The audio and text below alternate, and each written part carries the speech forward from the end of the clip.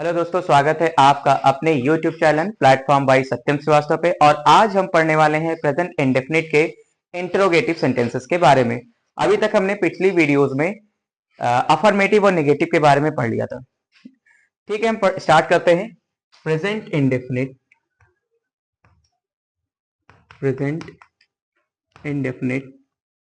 Tenses के interrogative के बारे में। इंटरोगेटिव सेंटेंसेस के बारे में। इंट्रोगेटिव सेंटेंसेस में हम दो प्रकार के इंट्रोगेटिव के बारे में पढ़ेंगे, एक इंट्रोगेटिव फर्स्ट और दूसरा इंट्रोगेटिव सेकंड के बारे में। इंट्रोगेटिव फर्स्ट में क्या होता है कि इसमें जो शुरुआत होती है वो क्या वाले, जैसे क्वेश्चन वर्ड वाले शब्दों से स्टार्ट होता है। जैसे क्या राम खाता है, ऐसे शब्दों की शुरुआत होती है। और इंट्रोगेटिव सेकंड में जो शब्द की शुरुआत होती है उसमें हम ऐसे प्रश्न पूछते हैं जिसमें क्वेश्चन वर्ड बीच में आता है। जैसे राम क्या खाता है, यानी क्वेश्चन वर्ड कहां पे आ रहा है, सब्जेक्ट के बाद में। और यहां इंट्रोगेटिव फर्स्ट में सब्जेक्ट के पहले क्वेश्चन वर्ड आते हैं। जैसे फर्स्ट की बात करें तो जो क्वेश्चन वर्ड्स होते हैं ये सब्जेक्ट के पहले आते हैं, सब्जेक्ट के पहले आते हैं। और जबकि इंटरोगेटिव सेकंड की बात करें तो क्वेश्चन वर्ड सब्जेक्ट के बाद में आते हैं, सब्जेक्ट के बाद में आते हैं। देखिए, अगर इंट्रोगेटिव फर्स्ट के रूल की बात करें, इंट्रोगेटिव फर्स्ट का रूल क्या कहता है, ये रूल फर्स्ट है कि जैसे डू और डज, फिर क्या लिखेंगे, सब्जेक्ट। डू और डज के बाद क्या लिखेंगे, सब्जेक्ट लिखेंगे। और सब्जेक्ट के बाद हमारा आता है वर्ब फर्स्ट फॉर्म। क्या, मेन वर्ब की फर्स्ट फॉर्म आती है, मेन वर्ब की फर्स्ट फॉर्म आती है। और उसके बाद हमारा ऑब्जेक्ट आता है और फिर एक्स्ट्रा वर्ड, और देन आफ्टर आता है हमारा क्वेश्चन मार्क। क्वेश्चन मार्क लगाना नहीं बोलेंगे क्योंकि कभी कभी ऐसा होता है ना कि क्वेश्चन मार्क ना लगाओ तो एग्जाम ने पूरा का पूरा अगर ट्रांसलेशन सही भी है तो भी काट देता है। इसलिए क्वेश्चन मार्क बहुत ही अपने आप में महत्वपूर्ण है, क्योंकि हम प्रश्नवाचक वाक्यों की बात कर रहे हैं। और प्रश्नवाचक वाक्य में प्रश्नवाचक चिन्ह ही ना हो तो वो पूरा का पूरा वाक्य क्या होता है, गलत मान लिया जाता है। ठीक है, समझ में आया इतना, क्लियर है। अब देखो, इसमें हम शुरुआत करेंगे डू या डज की। जब क्वेश्चन वर्ड सब्जेक्ट के पहले आए, यानी जैसे क्या निर्भय अंग्रेजी पढ़ता है, यानी ये क्या तुम्हारा क्या है, क्वेश्चन वर्ड है। और क्वेश्चन वर्ड कब आ रहा है, निर्भय के पहले आ रहा है। कर्ता हमारा कौन है, निर्भय है। जैसे सेंटेंस हमने बोला, एज एग्जाम्पल हम बात करते हैं, क्या निर्भय अंग्रेजी पढ़ता है, सॉरी क्वेश्चन वर्ड, क्या निर्भय अंग्रेजी पढ़ता है।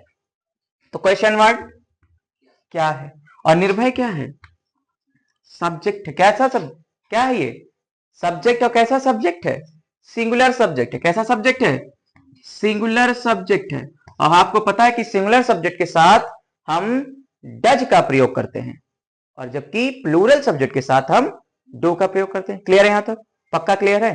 ठीक है, तो क्या निर्भय अंग्रेजी पढ़ता है, पढ़ता क्या है तुम्हारा, वर्ब है। पढ़ता क्या है, ये आपका वर्ब है, और अंग्रेजी आपका ऑब्जेक्ट है। अंग्रेजी आपका क्या है, ऑब्जेक्ट। तो रूल के अकॉर्डिंग हम चलेंगे। क्वेश्चन वर्ड हमारा सब्जेक्ट के पहले आ रहा है, इट मींस हम पहले शुरुआत किससे करेंगे, डू और डज से। निर्भय हमारा सिंगुलर सब्जेक्ट है, निर्भय हमारा सिंगुलर सब्जेक्ट है, इट मींस हम शुरुआत किससे करेंगे, डज से। किससे शुरुआत करेंगे, डज से, यानी डज निर्भय, डज निर्भय। अब किसको लिखेंगे, वर्ब की फर्स्ट फॉर्म, जो हमारा मेन वर्ब है उसकी फर्स्ट फॉर्म लिखेंगे। अब मेन वर्ब हमारा क्या है, पढ़ता, यानी रीड। डज निर्भय रीड, क्या पढ़ता है, अंग्रेजी पढ़ता है, read English, question mark. The English नहीं लगाएंगे, क्योंकि द इंग्लिश अगर लगा दिए तो आर्टिकल से द इंग्लिश का मतलब होता है अंग्रेज। ये पूरी पूरी उस जाति के बारे में बता देंगे। आर्टिकल जब पढ़ेंगे तो पूरी बातें बात करेंगे।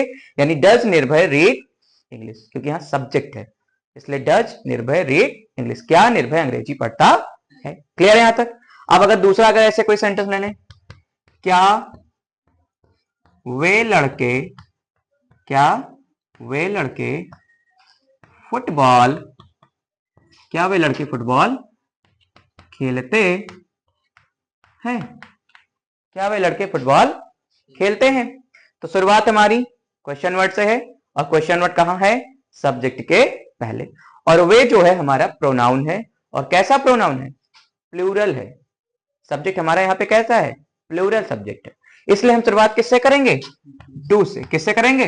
डू से, यानी डू दोज बॉयज।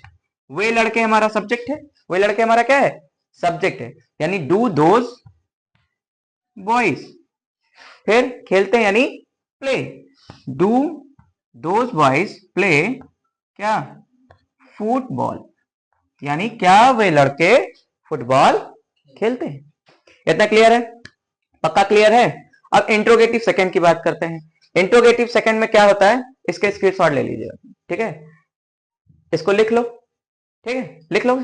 अब देखो, अगर हम इंट्रोगेटिव सेकंड की बात करते हैं, इंट्रोगेटिव सेकंड में हमारा रूल क्या कहता है?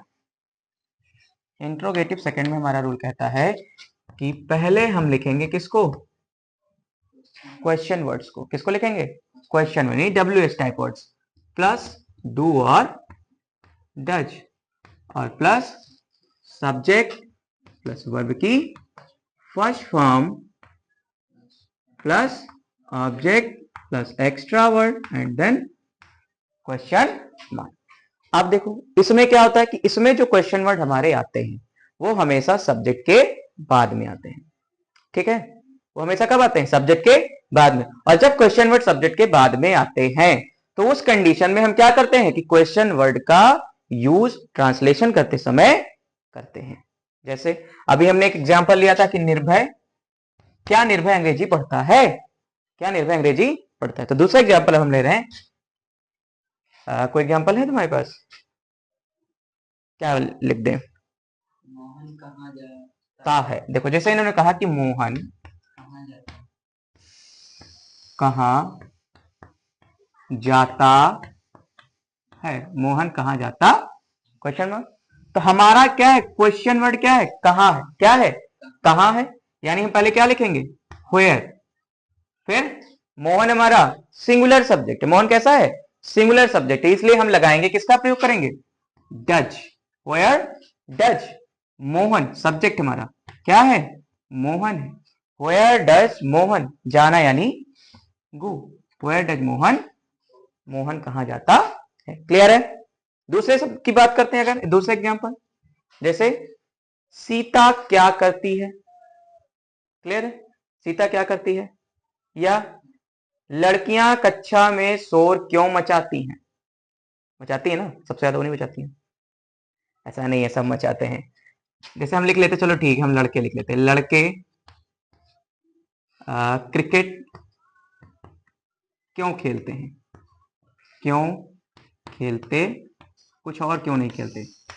लड़के क्रिकेट क्यों खेलते हैं। आखिर वो क्रिकेट ही ज्यादा क्यों करते? देखो तो लड़के ज्यादा क्रिकेट खेलते हैं ना, यानी लड़के क्रिकेट क्यों खेलते हैं। तो पहले क्या बनेगा? व्हाई। अब लड़के हमारा कैसा है? प्लूरल है, और क्या है?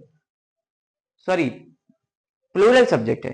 प्लूरल सब्जेक्ट कैसा है? प्लूरल है और सब्जेक्ट भी है। लड़के क्रिकेट क्यों खेलते हैं, यानी प्लूरल सब्जेक्ट। इसके साथ क्या लगाएंगे? व्हाई डू बॉयज प्ले क्या? Cricket. Why do they boys, why do boys play cricket, question mark. Clear है? यहां तक पक्का क्लियर है? अब अफर्मेटिव की पहचान पता ही है, अगर कोई सेंटेंस बोले तो क्या बोलोगे? अब देखो आज हमारा प्रेजेंट इंडेफिनिट पूरा का पूरा क्या हो रहा है? खत्म हो रहा है, ठीक है? प्रेजेंट इंडेफिनिट में हमने क्या पढ़ा पहचान में, कि जिन वाक्यों के अंत में ता है, ती है, ते है, इससे पहचान सकते हैं कि हमारा सेंटेंस कैसा है, प्रेजेंट इंडेफिनिट है। क्लियर है? फिर हमने अफर्मेटिव में पढ़ा कि सब्जेक्ट प्लस वर्ब की फर्स्ट फॉर्म प्लस एस अथवा S plus object plus extra word. और यस अथवा इसका प्रयोग कहां कर रहे थे अभी तक? यस अथवा इसका प्रयोग वहां करते थे जहां पर सब्जेक्ट हमारा कैसा होता था? सिंगुलर होता था, यानी एक वचन होता था। जबकि प्लूरल का प्रयोग, प्लूरल सब्जेक्ट के साथ यस अथवा यस का प्रयोग नहीं करते थे। डच का प्रयोग सिंगुलर सब्जेक्ट के साथ करते थे, जबकि डू का प्रयोग प्लूरल सब्जेक्ट के साथ करते थे। क्लियर है? ऐसे इंट्रोगेटिव में डच का प्रयोग सिंगुलर सब्जेक्ट के साथ, और जबकि डू का प्रयोग प्लूरल सब्जेक्ट के साथ करते हैं। अगर आपको ये पूरा प्रेजेंट इंडेफिनिट क्लियर हो तो वीडियो को लाइक करें, शेयर करें, कमेंट करें एंड चैनल को सब्सक्राइब करें। Thank you.